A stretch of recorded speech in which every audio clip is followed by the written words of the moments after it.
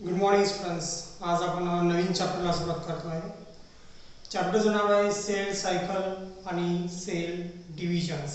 Okay, cell cycle म्हणजे काय? It is a sequence of event by which a cell multiply or duplicates its genomes. Okay, cell त्याचा genome duplicate करते and synthesize the other constituents of the cells and divide it into the two daughter cells is called cell cycles. Okay, cell cycle मध्ये एक sale स्वतःचे genome स्वतःचे DNA double करते. त्याच्यानंतर जे काही अदर कॉन्स्टिट्यूट्स आहेत, प्रोटीन्स आहेत किंवा अदर बायोमॉलिक्युल्स असतील किंवा सेल ऑर्गनल्स असतील ते डबल केले जातात आणि त्याच्यानंतर ही सेल जेव्हा डिवायडेड होते या पूर्ण फेजला म्हणतात सेल सायकल्स. ओके, त्यानंतर सेकंड जे आहे आपलं ते म्हणजे सेल डिव्हिजन्स. ओके, चॅप्टरचं नाव जे आहे ते सेल सायकल्स आहे आणि सेल डिव्हिजन्स आहे. सेल सायकल आपण समजून घेतलं आहे. सेल डिव्हिजन हा सेल सायकलचा एक पार्ट आहे. जेव्हा सेल पूर्णपणे ग्रो होते तर ग्रो झाल्यानंतर ती डिवायडेड होते, that is called as a cell divisions. Okay, simple जर म्हणायचं झालं तर सेल डिव्हिजन म्हणजे new cells arising from the pre existing cells, that is called as a cell divisions. Okay, तर it is a part of the cell cycle. Cell जेव्हा पूर्णपणे develop होते तेव्हा ती डिवायडेड होते, that is called as a cell divisions. Okay, तर normally any types of cells are divided within the 24 hours. जे life cycle जी आहे किंवा सेल सायकल जी आहे ती 24 आवर्सची असते. ओके, आणि या 24 आवर्समधून ती सेल एक वेळेस डिवायडेड सुद्धा होते. ओके, तर युनिसेल्युलर ऑर्गॅनिझममध्ये जर सेल्स डिवायडेड होत असेल तर it start the new cell, एक नवीन सेल्स तयार होते. ओके, म्हणजे it is a method of reproductions. Cell division हे युनिसेल्युलर ऑर्गॅनिझममध्ये एक प्रकारचं रिप्रोडक्शन्स आहे. म्हणजे जेव्हा युनिसेल्युलर ऑर्गॅनिझम डिवायडेड होतात तेव्हा त्याच्यापासून एक नवीन युनिसेल्युलर ऑर्गॅनिझम तयार होतो, म्हणजे it is a reproductions, method of the reproduction. पण जेव्हा मल्टीसेल्युलर ऑर्गॅनिझममध्ये सेल डिव्हिजन होते, इन द मल्टीसेल्युलर ऑर्गॅनिझम जेव्हा सेल डिव्हिजन होते तेव्हा मात्र तिथे लाईफ बिगिन होते. ठीक आहे, तर मल्टीसेल्युलर ऑर्गॅनिझमची लाईफ आहे it start from the single cell that is called as a zygote. Okay, आणि जेव्हा झायगोट डिवाइड होईल म्हणजे ही सेल डिवाइडेड होईल तेव्हा तिथून एक नवीन लाईफ स्टार्ट होते. ओके, तर मल्टीसेल्युलरमध्ये सेल डिव्हिजन आपण याचं कन्सिडर करू शकतो as a life begins. Okay, cell डिव्हिजनचे जे मेन रिझन्स आहेत त्याच्यातले दोन रिझन्स आपण बघूया. की एक रिझन म्हणजे काय तर न्यूक्लिओसायटोप्लाझमिक जो रेशिओ आहे, ओके, न्यूक्लिओसायटोप्लाझमिक जो रेशिओ आहे तो मेंटेन करण्यासाठी सेल डिवायडेड होत असते.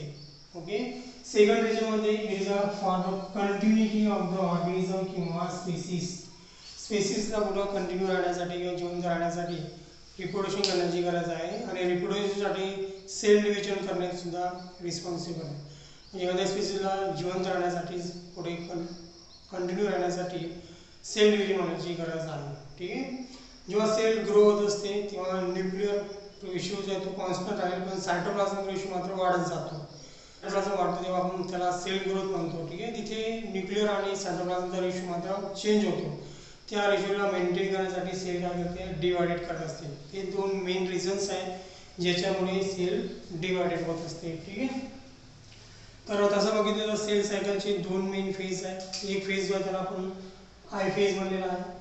ओके, दुसरा फेज आहे त्याला आपण यंग फेज म्हणलेला आहे. ठीक आहे, आय फेज कशाला म्हणलेला आहे तर आय फेज म्हणजे इंटरफेज, म्हणजे जेव्हा दोन डिव्हिजन होतील सेल डिव्हिजन होतील त्याच्यामधला जो फेज राहील त्याला आपण आय फेज नाव दिलेलं आहे, म्हणजे तो असेल इंटरफेज. ओके, दोन मायटोटिक डिव्हिजनमधला जो फेज असेल त्याला आपण इंटरफेज म्हणतो. तर अशा प्रकारे आपण सेल सायकलला दोन फेजमध्ये किंवा दोन स्टेजमध्ये डिवायडेड करू शकतो. पहिला फेज आहे I phase, I for the interphase, आणि दुसरा फेज आहे यंग फेज. त्याला एक तर आपण मायटोटिक फेज म्हणू किंवा मिओसिस फेज म्हणू. ठीक आहे, म्हणजे जर ॲनिमलमध्ये बघायचं असाल तर डायप्लॉइड सेल जर असेल तर ते मायटोटिक डिव्हिजनने डिवायडेड होतोय, आणि जर सोमॅटिक सेल असेल तर मायटोटिक डिव्हिजनने डिवाइड होते. पण जर जर्म सेल जर असेल तर ती हॅप्लॉइड सेल असेल आणि हॅप्लॉइड सेल जी आहे ती मिओसिस डिव्हिजनने डिवाइडेड असते. ठीक आहे, तर यंग फेज डॅप्लॉइड सेल आणि हॅप्लॉइड सेलसाठी वेगवेगळी असते. ठीक आहे. हॅप्लॉइड असेल तर it is a meiosis division आणि डॅप्लॉइड जर असेल तर it is a mitotic division. Okay. अशा प्रकारे सेल सायकल ही दोन फेजमध्ये आपण डिवाइडेड केलेली आहे, आय फेज आणि एम फेज. आय फेज पुन्हा 3 फेजमध्ये डिवाइड केलेला आहे. पहिला फेज जो असेल तो असेल G1 phase, G for the gap. Okay. कारण की it is a gap between the first meiotic and second meiotic, so it is called the gap phase. So gap for G1. त्याच्यानंतर S phase, S for the synthesis phase. या फेजमध्ये sale synthesise करत असते म्हणून याला synthesis phase म्हणतात. आणि G2 phase. Okay. याच्यामध्ये प्रोटीन सिंथेसाइज केले जातात. ठीक आहे. तर जी फेज इंटरफेज आहे तो 3 फेजमध्ये डिवाइड केलेला आहे, G1, एस फेज आणि G2 फेज. याच्यातलं वन बाय वन आपण बघूया. ठीक आहे. तर इंटरफेज मधला पहिली फेज बघूया, ती आहे G1 फेज. ओके. इंटरफेज हे 3 फेजमध्ये डिवाइडेड झालेले आहे. त्यातला पहिली फेज आहे G1 फेज. ओके. या G1 फेजला चेक पॉईंट सुद्धा म्हणतात, कारण इथून सेल डिसाईड करते की तिला डिवाइडेड व्हायचं आहे किंवा नाही व्हायचं आहे, की तिची जी सेल सायकल्स आहेत ती स्टार्ट करायचे किंवा नाही करायचे, आणि इथे सुद्धा ती डिसाईड करते की ती रेस करेल किंवा नाही. ठीक आहे. तर it is a check point for the cells. कोणता फेज? G1 phase. ओके. या फेजमध्ये ट्रान्सक्रिप्शन होते आणि ट्रान्सक्रिप्शनमुळे mRNA, tRNA आणि rRNA तिन्ही प्रकारचे RNA याच्यामध्ये सिंथेसाइज होत असतात, जे सेल सायकलसाठी इम्पॉर्टन्स आहे किंवा सेल डिव्हिजनसाठी इम्पॉर्टन्स आहे. ठीक आहे. डिफरंट टाईपचे प्रोटीन सुद्धा याच्यामध्ये सिंथेसाइज केले जातात. So this is a G1 phase. This phase G1 फेजमध्ये डिसाईड केलं जाते की सेल डिवाइडेड होईल किंवा नाही. त्यामुळे या G1 फेजला चेक पॉईंट म्हणतात. So it is called as a check points. Okay. याच फेजमध्ये सेल एंटर होऊ शकते 3 वेगवेगळ्या प्रोसेसमध्ये, 3 वेगवेगळ्या स्टेजेसमध्ये, 3 वेगवेगळ्या फेजमध्ये. ओके. एक तर ती एंटर होईल एस फेजमध्ये. G1च्या नंतर तो नेक्स्ट फेज असतो तो एस फेज. सेल सायकलचा नेक्स्ट फेज असतो तो एस फेज असते. तर नॉर्मली सेल जे ती एस फेजमध्ये एंटर होऊ शकते, किंवा इथूनच सेल क्युसेंट फेजमध्ये सुद्धा एंटर होते. क्युसेंट फेज जो आहे तो G0 या इंडिकेट केला जातो आहे, G0 इंडिकेट केला जात असतो. ठीक आहे. याच्यामध्ये नॉर्मली मल्टीसेल्युलर ऑर्गॅनिझममध्ये बरेचसे जे सेल्स असतात ते ॲट द मॅच्युरिटी किंवा अडल्टमध्ये ते डिवाइडेड होत नाही, त्याचं डिव्हिडेशन ते स्टॉप करतात, किंवा ते काही सेल असे असतात ते डिवाइड होतात किंवा काही सेल डिवाइडेड होत नाही. तर अशा वेळेस हे जे सेल्स आहेत ते त्यांच्या सेल सायकलच्या क्युसेंट फेजमध्ये असतात, म्हणजे G0 फेजमध्ये राहतात. किंवा ते ही जी सेल्स आहे या G1 फेजमधून स्टॉप सेल सायकल सुद्धा करू शकतात. म्हणजे अशा 3 वेगवेगळ्या फेजमध्ये ती सेल इथून इंटर होऊ शकते, म्हणून याला चेक पॉईंट सुद्धा म्हणलेला आहे. ठीक आहे. तर ही झाली आपली G1 फेज. G1 फेज नंतर नेक्स्ट जी फेज येते ती आहे एस फेज. याला एस फेज म्हणायचं रिझन्स आहे कारण की या फेजमध्ये सिंथसाइज होत राहते, म्हणून याला एस फेज म्हणलेला आहे. आणि या सिंथसाइजच्या एसवरून याचं नाव पडलेलं आहे एस फेज. ओके. तर याच्यामध्ये रेप्लिकेशन्स आणि डुप्लिकेशन्स ऑफ DNA होत राहते. ओके. जरी रेप्लिकेशन आणि डुप्लिकेशन ऑफ DNA होत असेल तरी मात्र DNAचा किंवा क्रोमोझोमचा नंबर याच्यामध्ये डबल होत नाही, नंबर तोच राहतो. म्हणजे इट इज अ डायप्लॉइड जर असेल तर डायप्लॉइडच राहणार आहे, हॅप्लॉइड असेल तर हॅप्लॉइडच राहणार आहे, त्याचा डायप्लॉइड होणार नाही आहे. ठीक आहे. म्हणजे 2n नंबर ऑफ क्रोमोझोम असेल तर 2n नंबर ऑफ क्रोमोझोमच राहतील, 4n नंबर ऑफ क्रोमोझोम होणार नाही. ओके. कॉन्स्टिट्यूशन जी आहे ती 2C जर असेल तर ती 4C होऊ शकते. ठीक आहे. तर याच्यामध्ये हिस्टोन प्रोटीन सुद्धा सिंथेसाइज होते, पण त्याचा नंबर मात्र इन्क्रीज होत नाही आहे क्रोमोझोमचा. ठीक आहे. But no increase in the number of chromosome. Centroids जे असतात सायटोप्लाझममध्ये ती डुप्लिकेट होतात. ओके. या सर्व गोष्टी एस फेजमध्ये होत असतात. एस फेज नंतर जी सेकंड फेज येते ती आहे G2 फेज. G2 फेज ही पर्टिक्युलर आयडेंटिफाय केली जाते for the synthesis of the protein. Mitosis करण्यासाठी जे काही प्रोटीनची आवश्यकता लागणार आहे ती सर्व प्रोटीन या G2 फेजमध्ये सिंथेसाइज केली जाते. ओके. तर ॲक्च्युली इन द इंटरफेजमध्ये जी सेल सायकल असते ती रेस्टिंग फेज म्हणतात त्याला, कारण की याच्यामध्ये कोणत्या प्रकारे सेल ही डिवाइडेड होत असते, जस्ट मायटोटिक ॲक्टिव्हिटीज याच्यामध्ये चालू असतात, ज्याच्यामुळे सेल कंटिन्युअसली ग्रो होत राहते, सेल डिवाइडेड होत नाही. म्हणजे सेल डिवाइड होण्यासाठी याच्यामध्ये प्रिपरेशन चालू असते, म्हणून या फेजला रेस्टिंग फेज सुद्धा म्हणतात. ठीक आहे. नेक्स्ट फेज जी येते ती आहे M phase. M for the mitosis किंवा मिओसिस. डायप्लॉइड असेल तर मायटोसिस आणि हॅप्लॉइड असेल तर मिओसिस राहते. ठीक आहे. तर after the interphase that is a M phase. Okay. Young phase it is a shortage phase आणि याला पुन्हा आपण डिवाइडेड केलेला आहे दोन फेजमध्ये. एक आहे क्रायोकायनेसिस आणि दुसरी आहे सायटोकायनेसिस. क्रायोकायनेसिसमध्ये सेलचा न्यूक्लियस डिवाइडेड होतो आहे. न्यूक्लियस डिवाइडेड झाल्यानंतर एका न्यूक्लियसपासून दोन न्यूक्लियस तयार होतात आणि त्याच्यानंतर मग सायटोप्लाझम डिवाइडेड होतो आहे ज्याला सायटोकायनेसिस म्हणलेलं आहे. आणि जेव्हा सायटोकायनेसिस होते तेव्हा एका सेलपासून दोन सेल्स तयार होत असतात. तयार झालेले जे दोन सेल्स आहेत त्यांना डॉटर सेल्स म्हणतात. ठीक आहे. तर जनरली मायटोसिस डिव्हिजन जे आहे ते डायप्लॉइड सेलमध्ये होत असते, पण याला सुद्धा काही एक्सेप्शन्स आहेत. एक्सेप्शन्स जे आहेत ते म्हणजे प्लांट सेल्स. प्लांट सेलचे काही हॅप्लॉइड सेल्स जे असतात त्याच्यामध्ये सुद्धा मायटोसिस डिव्हिजन होत राहते. ठीक आहे. डायप्लॉइडमध्ये तर होतेच, पण हॅप्लॉइड सेलमध्ये सुद्धा मायटोटिक डिव्हिजन पाहायला मिळतेच. त्याचबरोबर मेल हनी जे आहे याच्या हॅप्लॉइड सेलमध्ये सुद्धा मायटोटिक डिव्हिजन होते. अदरवाईज जनरली हॅप्लॉइडमध्ये मियोसिस डिव्हिजन होत असते. तर नेक्स्ट फेज आहे यंग फेज. यंग फेज दोन पार्टमध्ये डिवायडेड आहे. एक तर मायटोटिक फेज असेल किंवा मग मियोसिस फेज असेल. ठीक आहे. तर सुरुवातीला बघूया आपण मायटोटिक डिव्हिजन्स म्हणजे मायटोटिक फेज. ओके. सेल सायकलमध्ये G1 एस फेज आणि G2 फेज कंप्लीट झाली. एस फेज कंप्लीट झाल्यानंतर एकदा सेल एस फेजमध्ये एंटर झाली म्हणजे ती सेल निश्चितच पुढे जाऊन डिवायडेड होणार आहे. ठीक आहे. डायप्लॉइड जर असेल तर मायटोटिक डिव्हिजन करेल, हॅप्लॉइड जर असेल तर मियोटिक डिव्हिजन करेल. ठीक आहे. तर सुरुवातीला आपण बघणार आहोत मायटोटिक डिव्हिजन. मायटोटिक डिव्हिजन बघितल्यानंतर आपण मियोसिस डिव्हिजन सुद्धा बघणार आहोत. ठीक आहे. तर मायटोटिक डिव्हिजन जे आहे ते 4 फेजमध्ये डिवायडेड केलेलं आहे. ठीक आहे. पण त्याच्या अगोदर आपण बघूया की काही जनरल इन्फॉर्मेशन बघूया मायटोटिकबद्दल. तर मायटोटिक जी टर्म्स आहे ही टर्म्स कॉइन केलेली आहे सायंटिस्ट फ्लेमिंग यांनी. तर term mitosis coin by the Fleming. Okay. आणि पहिल्यांदा मायटोसिस जे बघितलं गेलं प्लांट सेल्स ते बघितलं सायंटिस्ट स्टॅटरबर्ग. स्टॅटरबर्ग यांनी सर्वात पहिले प्लांट सेलमध्ये मायटोसिस बघितलं होतं. ॲनिमल सेलमध्ये सर्वात पहिले मायटोटिक डिव्हिजन हे फ्लेमिंग या सायंटिस्टने बघितलेलं आहे. ओके. तर सेल सायकलची प्रत्येक फेज प्रत्येक स्टेज ही एक पर्टिक्युलर प्रोटीन कंट्रोल करते. तर that protein is called as a cyclin किंवा सायकलिन डिपेंडेंट कायनेसिस. ह्या दोन प्रोटीन्स सेल सायकलच्या फेजेसला कंट्रोल करत असतात. सायकलिन डिपेंडेंट कायनेसिसला शॉर्ट फॉर्म दिलेला आहे CDK. ओके. तर मायटोसिस जी फेज आहे ती आपण 4 स्टेजमध्ये डिवाइड केलेली आहे. पहिला जो फेज येतो त्याला प्रोफेज म्हणतात. प्रो म्हणजे फर्स्ट. त्याच्यानंतर मेटाफेज. मेटा म्हणजे सेंटरला याच्यामध्ये क्रोमोझोम जे आहे ते सेंटरला अरेंज होतात म्हणून याला मेटाफेज म्हणलेलं आहे.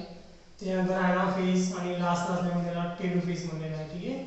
तर प्रोफेज, मेटाफेज, ॲनाफेज आणि टेलोफेज. आणि हे फेज झाल्यानंतर सेल नंतर सायटोप्लाझम डिवाइड करते ज्याला सायटोकायनेसिस म्हणतात. ठीक आहे. तर प्रोफेज, मेटाफेज, ॲनाफेज आणि टेलोफेज हे क्रायोकायनेसिसमध्ये येते. आणि क्रायोकायनेसिस कंप्लीट झाल्यानंतर न्यूक्लियस डिवाइडेड होतोय. दोन न्यूक्लियस तयार होतात आणि त्याच्यानंतर मग सायटोप्लाझम डिवाइड होते ज्याला सायटोकायनेसिस होतं. ठीक आहे. तर क्रायोकायनेसिस नंतर सायटोकायनेसिस होत असते. सायटोकायनेसिस हे 4 फेजमध्ये आहे. प्रोफेज, मेटाफेज, ॲनाफेज आणि टेलोफेज. ओके. तर वन बाय वन आपण बघूया. सर्वात पहिले बघूया आपण प्रोफेजला बघूया. ठीक आहे. तर प्रोफेज जी आहे ती लॉंगेस्ट फेज असते क्रायोकायनेसिसची. याच्यामध्ये 5 इम्पॉर्टंट इव्हेंट्स होतात. ओके. पहिला इव्हेंट म्हणजे क्रोमोझोम जो आहे तो कॉईल होतोय, कंडेन्स होत राहतो. ठीक आहे. तर बिफोर द सेल डिवायडेड सेलमध्ये जे क्रोमोझोम राहतात किंवा जे काही जेनेटिक मटेरियल राहतात ते क्रोमॅटिन फायबरमध्ये प्रेझेंट असतात. ही present in the form of chromatin fibre.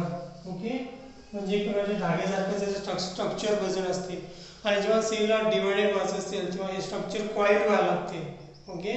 कारण कॉईल झाल्यानंतर ते इक्वली डिस्ट्रीब्यूट होऊ शकते. अनकॉईल जर असेल तर डिस्ट्रीब्युशन वेळेस काही पार्ट सारखा काही पार्ट वेगवेगळा सुद्धा जाऊ शकतो. कमी जास्त पार्ट याच्यामध्ये डिस्ट्रीब्यूट होऊ शकतो. तर ते डिस्ट्रीब्युशन इक्वली होण्यासाठी याच्यामध्ये क्रोमोझोम जे आहे ते वाईन होत असतात. आणि जेव्हा ते वाईन होतो तो फायबर तेव्हा त्याचं एक स्ट्रक्चर तयार होते लुक लाईक दिस अशा प्रकारचं. ठीक आहे. या स्ट्रक्चरला म्हणतात क्रोमोझोम. जेव्हा सेलला डिवायडेड व्हायचं असेल तेव्हा जे काही DNA तो वाहिनी होऊन क्रोमोझोम फॉर्ममध्ये तयार होत असतो. ठीक आहे. हा झाला याचा पहिला इव्हेंट. दुसरा इव्हेंट म्हणजे क्रोमोझोम जो आहे तो दोन आयडेंटिकल फिलामेंट्सनी बनलेला असतो. जसं इथे दाखवलेला हा क्रोमोझोम आहे, हा एक आयडेंटिकली फिलामेंट्स आहे आणि हा सुद्धा आयडेंटिकल फिलामेंट्स आहे. याला क्रोमॅटिड म्हणतात. याला म्हणतात क्रोमॅटिड. ओके. वरच्या याला पी आर्म्स सुद्धा म्हणतात, खालच्या याला क्यू आर्म्स म्हणतात. मी स्ट्रक्चर ऑफ क्रोमोझोम मध्ये शिकले असतात. ठीक आहे. आणि या दोघांना जो जोडणारा जो पॉइंट आहे that is called as the centromere. Okay. त्याला म्हणतात सेंट्रोमियर, जो या दोन्ही आर्मला जोडतो. दोन्ही क्रोमॅटिडला जोडणारा जो पार्ट आहे त्याला सेंट्रोमियर म्हणतात. ठीक आहे. या सेंट्रोमियरच्या सरफेसवरती एक small dish like shape present असते, ज्याला म्हणतात kinetochores. Okay. Is called as the kinetochores. त्याच्यावरती कायनेटोकोर्स प्रेझेंट असतात या सेंट्रोमियरवरती. ओके. कारण की या क्रोमोझोमला स्पिंडल फायबर सोबत अटॅच व्हावं लागते. स्पिंडल फायबरला क्रोमोझोमला अटॅच करण्यासाठी इथे कायनेटोकोर प्रेझेंट राहतो. ठीक आहे. तर याला सेकंड इव्हेंट्स की क्रोमोझोम हा दोन आयडेंटिकल फिलामेंट्सनी बनलेला असतो, ज्याला सिस्टर क्रोमॅटिड म्हणतात. ओके. दोन्ही सारखं असल्यामुळे त्याला सिस्टर नाव दिलेलं आपण. ठीक आहे. आणि त्याला जोडणारा किंवा दोघांना धरून ठेवण्याचं काम करणारा जो भाग आहे त्याला सेंट्रोमियर म्हणतात. तिसरा इव्हेंट म्हणजे इंटरफेसमध्ये जे सेंट्रॉइड्स तयार झाले होते. ओके. फायबर आहेत ते सेंट्रॉइड्स जे तयार झाले ते मायग्रेट व्हायला सुरुवात करतात आणि एक जी जोडी आहे ती एका पोलला आणि दुसरी जोडी जी दुसऱ्या पोलला जाते. ठीक आहे. तर त्याची एक डुप्लिकेशन होत असते. दोन सेंट्रॉइड्स तयार होतात. एक सेंट्रॉइड्स एका पोलला जाते तर दुसरी सेंट्रॉइड दुसऱ्या पोलला जाते. Okay. Migrate toward the opposite pole of cells. Okay. आणि शेवटचा जो आहे तो म्हणजे या फेजमध्ये स्पिंडल फायबर सुद्धा तयार होतात. ओके.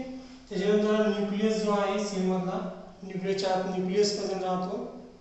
तो न्यूक्लियस आणि न्यूक्लियर मेम्ब्रेन हे डिसॅपियर होतात या फेजमध्ये. ओके. ते सर्व फास्ट इव्हेंट पर्टिक्युलरली या फेजमध्ये होत असतात आणि ज्याच्यामुळे ही जी फेज आहे ही सर्वात जास्त किंवा सर्वात लॉंगेस्ट फेज आहे. तर इथे metaphase. Okay. Next one is metaphase. मेटाफेजमध्ये जे काही क्रोमोझोम तयार झालेले आहेत तर याच्यामध्ये क्रोमोझोमचं कंडेन्शन पूर्णपणे होऊन जाते. कॉइलिंग जे आहे ती पूर्ण होऊन जाते. न्यूक्लियर मेम्ब्रेन जे डिसॅपियर व्हायला सुरुवात झालेली असते ती ज्याच्यामध्ये पूर्णपणे न्यूक्लियर मेम्ब्रेन डिसॅपियर झालेले असते. या स्टेजमध्ये असलेले सेल हा आपण आयडेंटिफाय करू शकत नाही की याच्यामध्ये न्यूक्लियस आहे किंवा नाही. ठीक आहे. अशा प्रकारे न्यूक्लियर मेम्ब्रेन सुद्धा याच्यामध्ये डिसॅपियर होऊन जाते आणि स्पिंडल फायबर हे कम्प्लिटली फॉर्म झालेले असतात. ठीक आहे. आणि हे जे स्पिंडल फायबर आहेत हे क्रोमोझोमच्या सेंट्रोमियरला जाऊन अटॅच झालेले असतात आणि जनरली जे काही क्रोमोझोम आहेत ते सेलच्या सायटोप्लाझममध्ये आलेले असतात आणि इथे येऊन ते सेंटरला म्हणजे इक्वेटोरियल लाईनमध्ये जाऊन अरेंज होतात. ओके. त्याचमुळे या फेजला आपण नाव दिलेलं आहे मेटाफेज. म्हणजे या फेजमध्ये जे काही क्रोमोझोम आहेत ते सेलच्या सेंटरला अरेंज झालेले असतात, बिलकुल सेंटरला अरेंज असतात, त्यामुळे याला मेटाफेज म्हणलेला आहे. Okay. Chromosome arrange at the equatorial line cells. Okay. आणि क्रोमोझोमचे जे काही कंडिशन आहे ती पूर्णपणे कंप्लीट झालेली असते. Condition is completely nuclear membrane पूर्णपणे कंप्लीट झालेली असते, कम्प्लिटली डिसॅपियर झालेली असते आणि जो काही क्रोमोझोमचा मॉर्फोलॉजिकल स्टडी केला जातो किंवा ऑब्झर्व केला जाते ते याच फेजमध्ये केला जात असते अंडर द मायक्रोस्कोप. ओके. तुम्ही डायग्राममध्ये बघू शकता की जे काही क्रोमोझोम्स आहेत न्यूक्लियर मेम्ब्रेनमुळे ते याला इक्वेटोरियल रिजनमध्ये आलेले आहेत आणि एका लाईनमध्ये अरेंज झालेले आहेत आणि त्यांच्या सेंट्रोमियरला स्पिंडल फायबर अटॅच झालेले आहेत. ओके. तर हे स्पिंडल फायबर जे आहेत ते मायक्रोट्युब्युल्सनी बनलेले असतात. ठीक आहे. तर मायक्रोट्युब्युल्स जे आहेत ते सेंट्रॉइड्सपासून अरेंज झालेले आहेत. तर काही सेंट्रॉइड्सपासून आलेले आहेत आणि सेंट्रोमियरला अटॅच आहेत. असे जे स्पिंडल फायबर्स आहेत त्यांना आपण नाव दिलेलं आहे क्रोमोझोमल फायबर्स किंवा क्रोमोझोमल स्पिंडल फायबर्स आणि बाकीचे जे आहेत त्यांना आपण डायरेक्ट स्पिंडल फायबर म्हणलेले आहेत किंवा कंटिन्युअस स्पिंडल फायबर नाव दिलेलं आहे. बाकी जे काही स्मॉल स्पिंडल फायबर आपल्याला सुद्धा याच्यात दिसत आहेत ज्यांना ॲस्टेर्स म्हणतात. ठीक आहे. ॲस्टेर्स म्हणलेलं आहे. जे लॉंग्स आहेत त्याला आपण स्पिंडल फायबर्स म्हणलेलं आहे. तर असे हे जे सर्व इव्हेंट्स आहेत ते सर्व इव्हेंट्स होत आहेत मेटाफेजमध्ये. मेटाफेजच्या नंतर येतोय ॲनाफेज.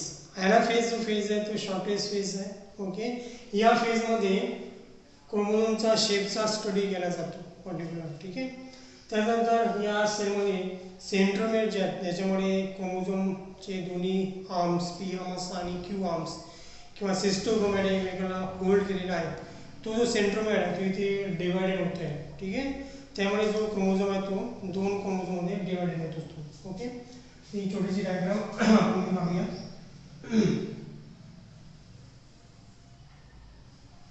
तर हा क्रोमोझोम आहे, हा याचा सेंट्रोमियर्स आहे. हा सेंट्रोमियर काय होतोय की ॲनाफेजमध्ये डिवायडेड होते, ज्याच्यामुळे याच्यापासून दोन वेगवेगळे क्रोमोझोम तयार होतात. ओके, हा क्रोमोझोम आहे टेट्राप्लॉइड क्रोमोझोम आहे, याच्यामध्ये दोन सिस्टर क्रोमॅटिड प्रेझेंट आहे आणि तो डिवाइड होते सेंट्रोमियर्स, त्यामुळे दोन वेगवेगळे क्रोमोझोम तयार होतात ज्याला सिस्टर क्रोमोझोम म्हणतात किंवा सिस्टर क्रोमोझोम म्हणतात, त्याला डॉटर क्रोमोझोम्स म्हणतात. ठीक आहे. क्रोमॅटिड जे याच्यामध्ये ते move to the opposite poles. Okay, ज्याच्यामुळे हाफ क्रोमोझोम जे आहे ते एका पोलला जमा होतात आणि हाफ क्रोमोझोम जे आहे ते दुसऱ्या पोलला जमा होतात.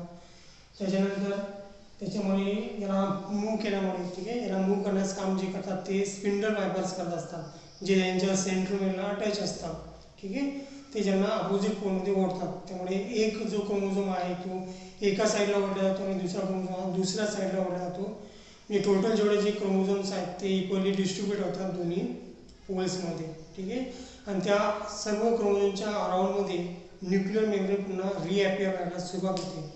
या स्टेजमध्ये जर आपण बघितलं तर आपल्याला एका सेलमध्ये दोन न्यूक्लियस पाहायला मिळतात. ठीक आहे. तर ही झाली आपली ॲनाफेज. ओके, ॲनाफेजमध्ये आपल्याला वेगवेगळ्या प्रकारचे क्रोमोझोमचे शेप्स पाहायला मिळतात. त्यामुळे क्रोमोझोमचे 4 टाईप्स तयार झालेले आहेत: मेटासेंट्रिक, सब मेटासेंट्रिक, ॲक्रोसेंट्रिक आणि telocentric according to the position of centromere. Centromere ओढला गेल्यामुळे तो सेंट्रोमियर हा सेंट्रलला न बसून राहता तो स्वतः त्याची पोझिशन वेगळी होते, दुसऱ्या ठिकाणी तो मूव्ह होतो. त्यामुळे क्रोमोझोमचे वेगवेगळे शेप आपल्याला पाहायला मिळतात. फॉर एक्झाम्पल ते आपल्याला इंग्लिश अल्फाबेट व्ही, एल, जे किंवा आय यासारखे ते क्रोमोझोम आपल्याला दिसतात due to the different position of the centromere. Okay, जे असतं त्याला मेटासेंट्रिक आणि जे असतं त्याला सब मेटासेंट्रिक क्रोमोझोम म्हणतात. जे शेप जे ज्याला ॲक्रोसेंट्रिक म्हणतात आणि टेलोसेंट्रिकला आपण आय शेपचे आहे तर आपण टेलोसेंट्रिक म्हणतो. ठीक आहे. तर हा झाला आपला ॲनाफेज. नंतर आहे टेलोफेज. ओके, टेलोफेजमध्ये जे काही कॉम्पोनंट्स रिअपिअर झाले डिसअपिअर झाले होते ते पुन्हा रिअपिअर व्हायला सुरुवात होतो. ठीक आहे. फॉर एक्झाम्पल न्यूक्लियर मेम्ब्रेन पुन्हा रिअपिअर व्हायला सुरुवात होते. स्पिंडल फायबर मात्र डिसअपिअर होतात. क्रोमोझोम जो कॉईल झाला होता तो अनकॉईल व्हायला होतो. म्हणजे जो जे क्रोमोझोम फॉर्ममध्ये आला होता तो आता पुन्हा क्रोमॅटिन फायबरमध्ये कन्वर्ट होतोय. ठीक आहे. अशा प्रकारे सर्व इव्हेंट्स त्याच्यामध्ये पाहायला मिळतात आणि अशा प्रकारे आपल्याला एका सेलमध्ये दोन न्यूक्लियस दिसतात. ठीक आहे. तर टेलोफेज कंप्लीट झाल्यानंतर इथे क्रायोगेनेसिस कंप्लीट होते, म्हणजे एका न्यूक्लियसचे दोन न्यूक्लियस याच्यामध्ये तयार झालेले आहेत. क्रायोगेनेसिस झाल्यानंतर लगेच सायटोगेनेसिसला सुरुवात होते. सायटोगेनेसिसमध्ये काय होते की जर ॲनिमल सेल जर असेल तर त्याच्यामध्ये फरो तयार होते, एक खास तयार होते. ती खास वाढत जाते आणि शेवटी त्या खास वाढल्यामुळे त्या सेलचा सायटोप्लाझम डिवायडेड होतो. ठीक आहे. तर एका सायटोप्लाझममध्ये एक न्यूक्लियस येतो आणि दुसऱ्या सायटोप्लाझममध्ये दुसरा न्यूक्लियस येतो. अशा प्रकारे एका सेलपासून दोन सेल्स तयार होतात ज्याला सायटोगेनेसिस म्हणतात. ठीक आहे. तर सायटोगेनेसिस झाल्यामुळे त्याच्यापासून दोन डॉटर सेल्स तयार होतात. ठीक आहे. पण प्लांट सेलमध्ये मात्र तिथे सर्वात पहिले सेल वॉल तयार होते आणि सायटोप्लाझमच्या सेंटरमध्येच एक सेल प्लेट तयार होते जी नंतर ग्रो होते आणि त्याच्यामुळे पूर्ण जो सेल्स आहे प्लांट सेल्स तो डिवायडेड होतो, त्याचा सायटोप्लाझम डिवायडेड होतो आणि त्याच्यापासून नवीन दोन डॉटर सेल्स तयार होतात. ठीक आहे. तर हे आहे मायटॉसिस. नेक्स्ट पॉईंट आपला सिग्निफिकन्स ऑफ मायटॉसिस.